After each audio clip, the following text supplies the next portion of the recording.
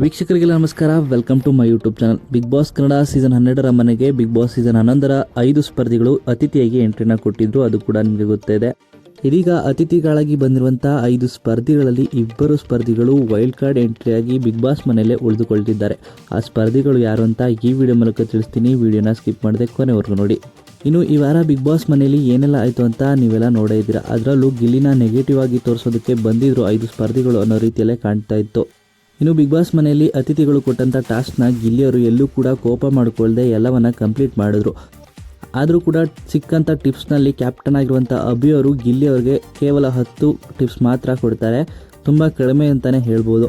ಅತಿಥಿಗಳಿಗೆ ಕೊಟ್ಟಂಥ ಟಿಪ್ಸಿಂದಲೂ ಕೂಡ ಗಿಲ್ಲಿಯವರು ಕ್ಯಾಪ್ಟನ್ಸಿ ಟಾಸ್ಕ್ಗೆ ಆಯ್ಕೆ ಆಗೋದಿಲ್ಲ. ಕ್ಯಾಪ್ಟನ್ಸಿ ಟಾಸ್ಕಲ್ಲೂ ಕೂಡ ಗಿಲ್ಲಿಯವರು ಭಾಗವಹಿಸೋದಿಲ್ಲ. ಗಿಲ್ಲಿಯವರು ಕ್ಯಾಪ್ಟನ್ ಆಗಬೇಕು ಅನ್ನೋ ಆಸೆಯನ್ನು ಇಟ್ಕೊಂಡಿದ್ರು. ಆದರೆ ಈ ವಾರ ಕೂಡ ಅವರ ಆಸೆ ಈಡೇರಲಿಲ್ಲ.